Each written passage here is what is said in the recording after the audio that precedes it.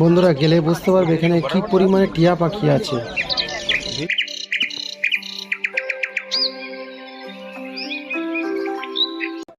তো ফাইনালি আমরা বেরিয়ে পড়লাম, আর এখন ঘড়িতে বাজে 5:40। আমরা এখন যাচ্ছি নিউ দিল্লি জংশন। তো আমরা এখন যাব রেলওয়ে স্টেশনের, যে স্টেশনের টিকিট কাউন্টার ওখানে। তো আমরা টিকিট কেটে নিয়েছি, আমরা কেটেছি জেনারেল টিকিট। আমাদের নিয়েছে 80 টাকা করে পার হেড আগ্রা ক্যান্টনমেন্ট পর্যন্ত। আর একটা জিনিস, দিল্লি হচ্ছে রাজধানী, এখান থেকে কিন্তু আধা ঘন্টা 1 ঘন্টা পরপর ট্রেন ছেড়ে যায়। তো আমরা সকাল সকাল চলে এসেছি, সময় লাগবে কিন্তু 3 ঘন্টা। আর একটা জিনিস বন্ধুরা, খুব কিন্তু বিপদে পড়ে যাবে, এই চোরের থেকে সাবধান। দিল্লি সিটিতে প্রচণ্ড পরিমাণের চোর, প্রচণ্ড পরিমাণের। এই যে আমার বন্ধু ধরে মারছে, এর কাছ থেকে কিন্তু 7টা মোবাইল পাওয়া গেছে। ধরেন আপনি বাইরে এসছেন, আপনার ডকুমেন্টস ফোনে আছে ডিজি লকারে, আপনার পয়সা কিন্তু ফোনে আছে, অনলাইন পেমেন্ট করবেন, আপনার টিকিট ফোনে, আপনার ফোনটাই যদি চুরি হয়ে যায় আপনি কি করবেন?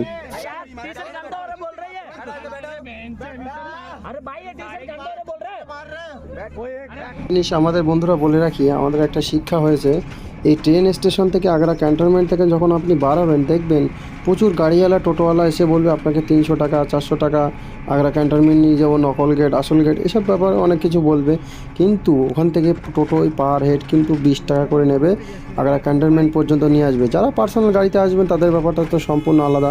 তো আমরা যাচ্ছি, এবারে আমাদের কিন্তু সঙ্গে এই চিটিংটাই হচ্ছিল। তো যাই হোক, আমরা চালাকির সাথে বেরিয়ে এসেছি ওখান থেকে। তো আমাদের কিন্তু 4 জন আছে, 4 জনে কিন্তু 80 টাকা নেবে। এই ব্যাটারি যে টোটোগুলো হয়, টোটোয় করে কিন্তু আমরা যাচ্ছি। তো আমাদের এখান থেকে প্রায় 8 কিলোমিটার মতো রাস্তা আগ্রা ক্যান্টনমেন্ট থেকে।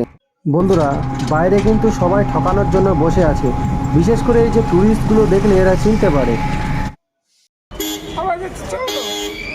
भाई कतटा भाई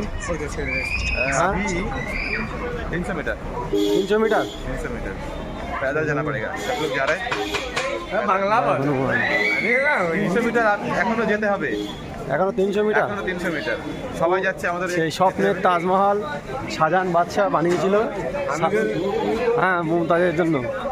আমরা যাচ্ছি, হামিদুল আমাদের সাথে আছে। হ্যাঁ, আরে বানাবে বানাবে একজন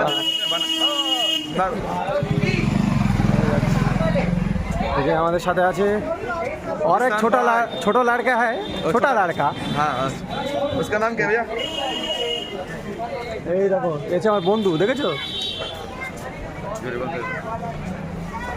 আর ভিতরে যাওয়ার জন্য এটা লাগবে, জুতোই পরে নিয়ে তারপর ভেতরে ঢুকতে হবে। Shoes cover, shoes cover.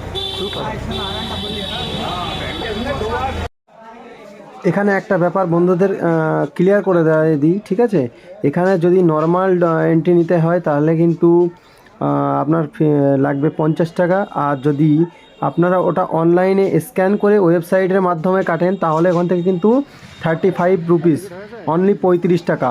তো আমরা অত ঝামেলায় নেওয়া গিয়ে, ঠিক আছে, আমরা এখান থেকে কাউন্টার থেকে টিকিটটা কেটে নিলাম, তারপরে আমরা যাচ্ছি এন্ট্রি নেব। আর একটা জিনিস বলে রাখি, এখানে কিন্তু 250 টাকা নেবে ভিতরে এন্ট্রি নেওয়ার জন্য। আর এখান থেকে খুব প্রচণ্ড পরিমাণে সিকিউরিটি দেওয়া, সিআইএসএফ জওয়ান দিয়ে আপনাদের কিন্তু সার্চ করবে। আর বড় ব্যাগ কিন্তু নিয়ে যাওয়া যাবে না, এলাও না। তো এর ভিতরে আমরা এখানে একটু ঘোরাফেরা করছি। তো আমার বন্ধু ব্যাগ ছিল, ব্যাগটা নিয়ে লকার আছে আলাদা, ওখানে টাকা নেয়, ঠিক আছে, 5 টাকা করে নেয়। ওখানে কিন্তু ব্যাগ রাখার জায়গা আছে, কিন্তু বেশি বড় ব্যাগ হলে কিন্তু নেবে না। ওখান থেকে ব্যাগটা নেবে, রাখবে, রেখে আবার কিন্তু আমাদের সাথে এসে চলে আসবে। তো ফাইনালি আমরা ওখানে চলে এসেছি। এর ভিতরে কিন্তু একটা জলের বোতল পর্যন্ত এর ভিতরে এন্ট্রি করতে দেয় না, এমনকি কোনো খাবার বিস্কিট, একটা জলের বোতল পর্যন্ত নিয়ে আসতে দেয় না। পুরো সিআইএসএফ জওয়ান দিয়ে সার্চ করছে, এখানটায় সার্চ করছে, সার্চ করার পরে তারপরে কিন্তু ভিতরে এন্ট্রি নিতে দিচ্ছে, ঠিক আছে? বন্ধুরা এখানে গিয়ে একটা মজার জিনিস দেখলাম, যে এই যে বেসিনটা আছে, এই বেসিনটা সাধারণত কোনো সুইচ আমি খুঁজে পাচ্ছিলাম না, কোনো ম্যানুয়াল কোনো ডিজিটালি সুইচ আমি পাচ্ছিলাম না। তো অনেক খোঁজাখুঁজি করার পরে আমি দেখলাম নিচে একটা বাটন আছে, এই বাটনটা চাপ দিলে এখান দিয়ে জল বেরোচ্ছে। এটা দেখে একটু মজাই পেলাম। তো ঠিক আছে, কোনো। তো আমরা এখনও তাজমহলের ভিতরে ঢুকিনি, বাইরের যে পজিশনটা আছে, ভিউটা আছে, সেটাই আমরা দেখানোর চেষ্টা করছি।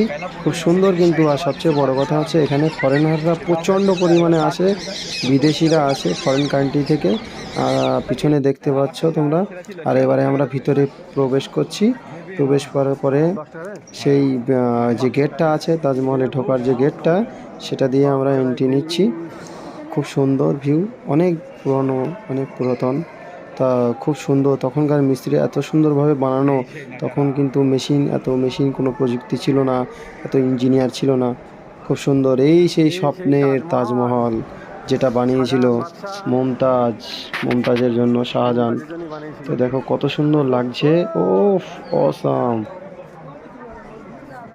বন্ধুরা, একটা জিনিস আমার সবচেয়ে বেটার লেগেছিল এখানকার যে পরিবেশটা, পিছনে ভিউটা, এর আশেপাশে যে ভিউটা, সুইমিং পুল আছে পাশাপাশি, খুব সুন্দর লাগছিল ভিউটা দেখতে। এটা হচ্ছে তাজমহলের সামনের পজিশনটা, আর দুই সাইডে কিন্তু অনেকটাই গার্ডেন, ঠিক আছে। আর এর পিছনে কিন্তু যমুনা নদী বয়ে যাচ্ছে। তখনকার সময় কিন্তু নদী দিয়ে চলাচল করতো, এত যানবাহন ছিল না।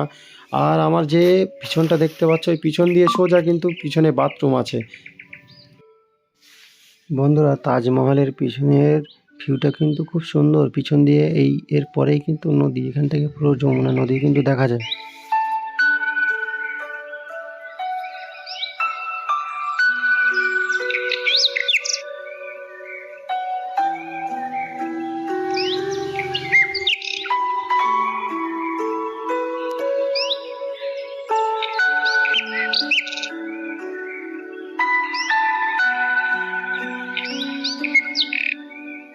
খুব সুন্দর ভিউ আসছে কিন্তু।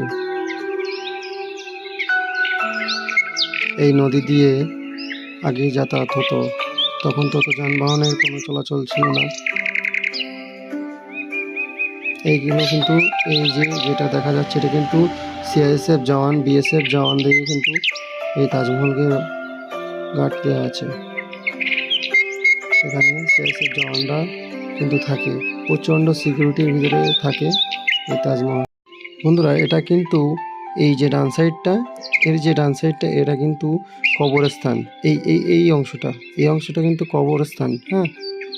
তো আমরা অনেকটাই ঘোরাঘুরি করলাম, এবার আমরা বেরিয়ে যাব। এইখান দিয়ে আমরা এক্সিট নেব।